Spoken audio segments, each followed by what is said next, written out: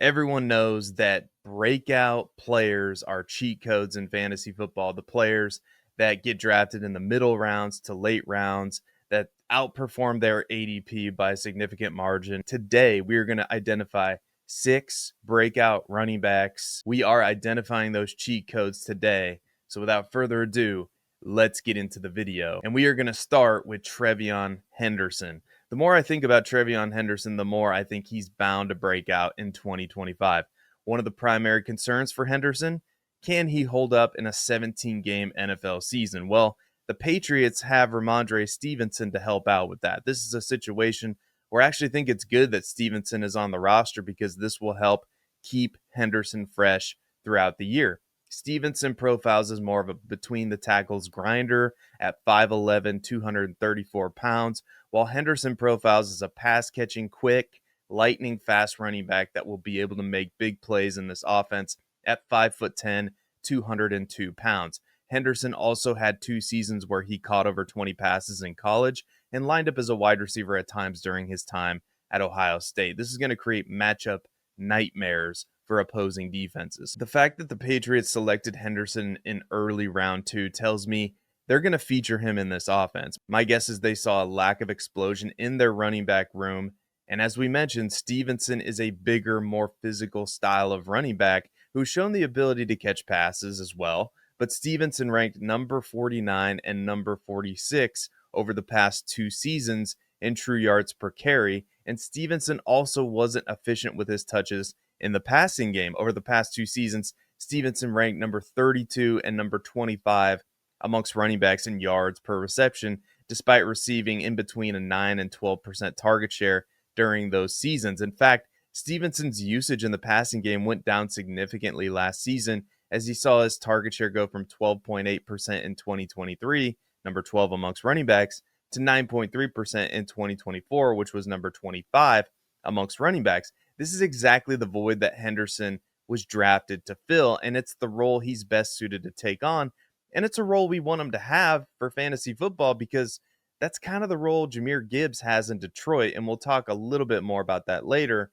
The offense also should be much improved with Drake May entering year 2. The Patriots hired Mike Vrabel as the head coach, Josh McDaniels as the offensive coordinator this season. Those 2 guys, despite what you think of Josh McDaniels as a head coach, those 2 guys are competent coaches. That's not what they had last year with Gerard Mayo as head coach. The Patriots also brought in 4 new offensive linemen this season. They signed center Garrett Bradbury, right tackle Morgan Moses, and they drafted left tackle Will Campbell and center Jared Wilson. This unit won't be among the elite units in the NFL, but it has a chance of being average and certainly much better in 2025. The Pats also added Stephon Diggs in free agency, and while he might not be what he once was, he should still be a security blanket for Drake May over the middle of the field. The Patriots also drafted Kyle Williams as well, who was highly touted coming into the NFL draft. All of these improvements should help Drake May elevate the offense, and therefore the Patriots are going to be able to score points. And TreVeyon Henderson added to that mix. This should be an offense that can move the football, and there should be plenty of room for Henderson to operate in 2025.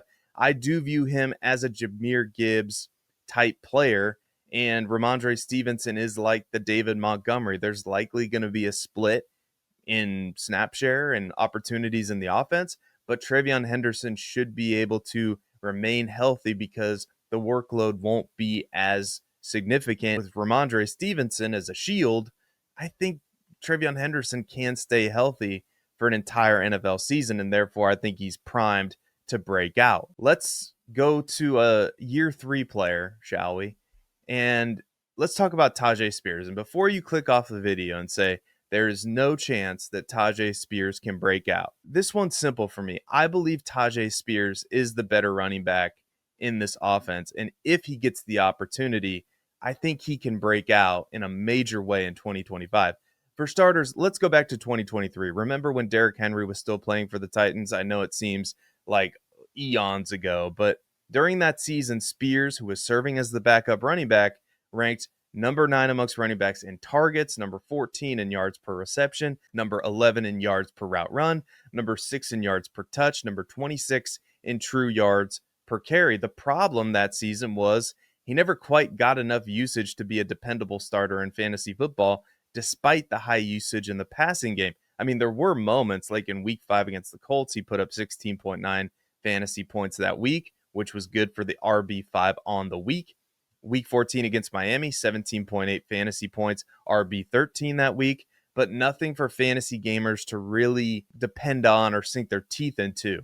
In 2024, the Titans signed Tony Pollard when Derrick Henry signed with the Ravens, and 2024 was a season of injuries for Tyjae Spears. In week 2, he was dealing with an ankle sprain. In week 6, it was a hamstring strain, and then 2 concussions, one in week 11 and one in week 17. And I'll admit that the injuries are a significant factor this season as well. And don't forget, Spears is also playing without an ACL in one of his knees, and that's a ticking time bomb that we don't know when it's going to go off. But given his ADP, Spears is a running back that profiles as a new age running back in the sense that he is smaller and can catch passes out of the backfield. His ADP would be higher if Tony Pollard was a different kind of player, because Pollard can do a lot of what Spears can do, but I would argue, as I mentioned at the beginning of this section, that Spears is better and more efficient at it, and the numbers back me up. Last season, Pollard ranked number 40 in true yards per carry, number 30 in yards per reception,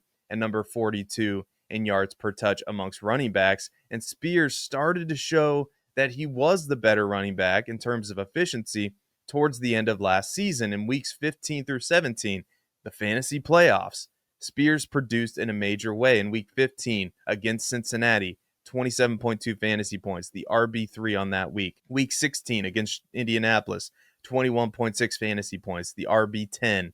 Week 17, fantasy championship week, 13.3 fantasy points, RB12. In all 3 of those weeks, Spears saw a higher snap share than Tony Pollard. And Pollard only didn't play in one of those games, which was week 17.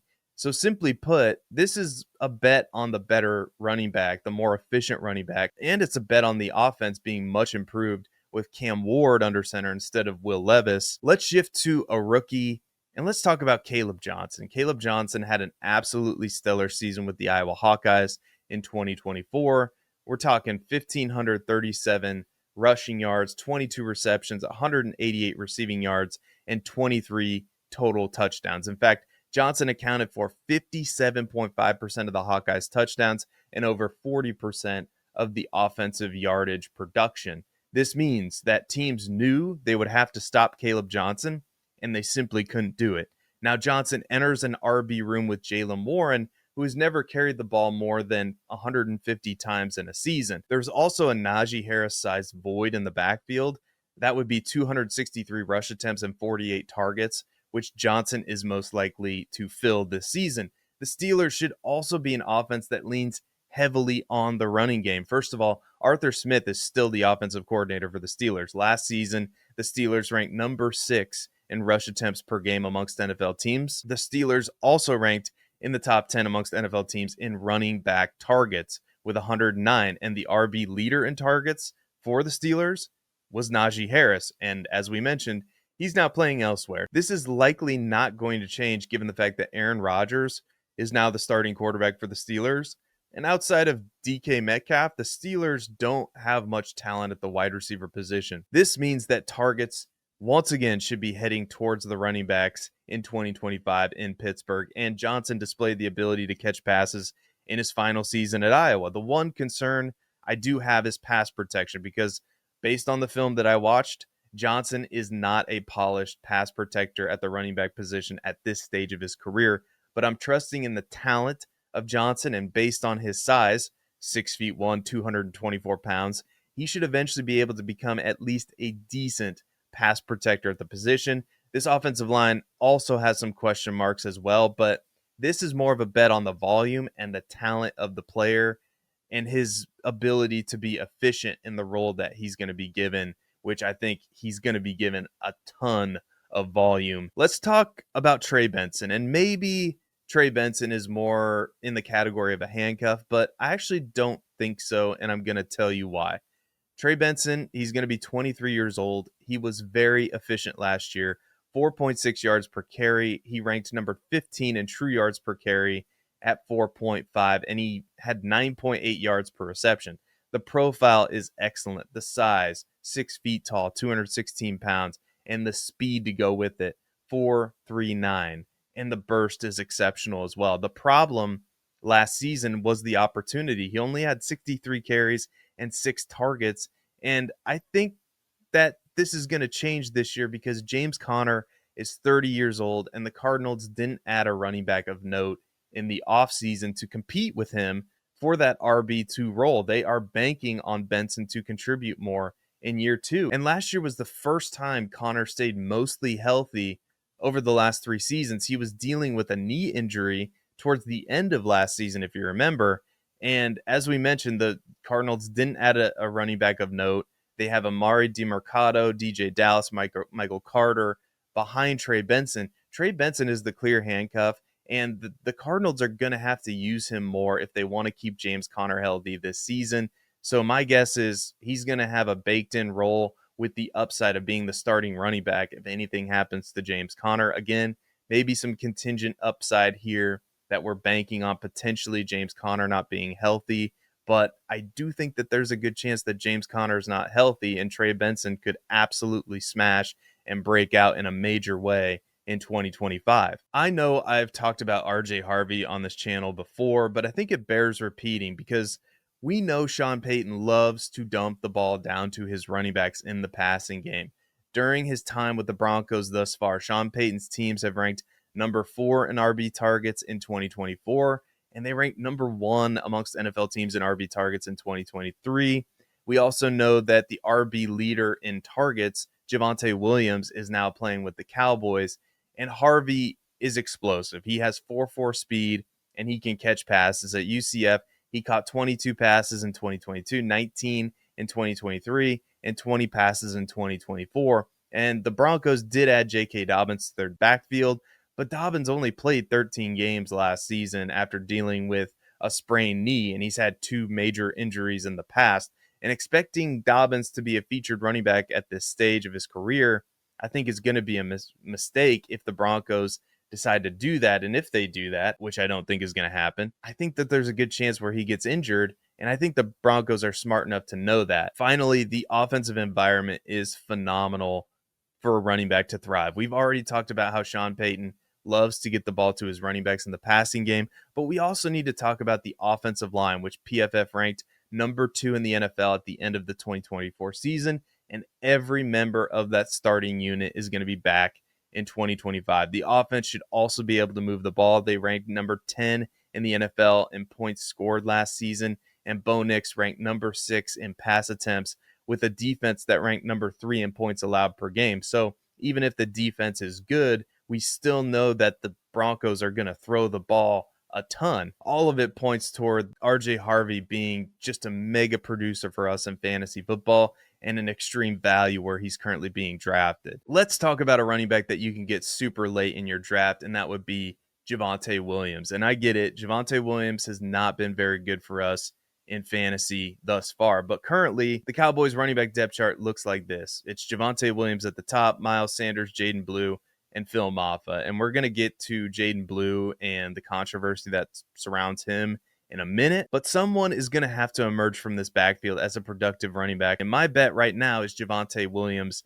is best suited to take on that role in the offense and is worth drafting at his current price and is bound to break out. And here's why. It may not be much, but Williams has put up back-to-back seasons as an RB3 in fantasy points per game. In 2023, Williams carried the ball 217 times, rushed for 774 yards on the ground, caught 47 passes for 228 receiving yards, and scored 5 total touchdowns, RB31 in fantasy points per game. In 2024, he rushed the ball 139 times for 513 yards, caught 52 passes for 346 yards, and scored 4 total touchdowns, RB36, just barely sneaking into that RB3 conversation. Currently, the Cowboys, the way their roster is constructed, they're built to be an offense that throws the ball a ton with CeeDee Lamb and George Pickens as their top 2 wide receivers. Williams has also shown an ability to catch the ball out of the backfield. He ranked number 5 amongst running backs in targets last season. The Cowboys also drafted Tyler Booker to replace Zach Martin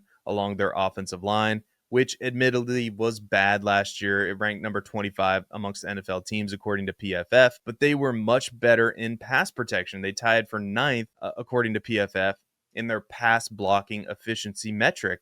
And all of this points to there being a ton of volume for a running back who profiles as a pass catcher. And the signs are pointing to Javonte Williams. There have also been reports that one of the competitors for that role, and perhaps the running back most likely to overtake Williams, Jaden Blue, is not off to a good start in training camp. Now, Blue is refuting those claims, to be fair, but this kind of noise for a rookie is not good. And the other running back in the room, Miles Sanders, over the past 2 seasons, Sanders has averaged 3.6 yards per carry on 184 attempts. He's 28 years old, hasn't caught more than 30 passes in a season since 2019. I don't think Miles Sanders is the pass-catching type of running back that the Cowboys are going to be looking for.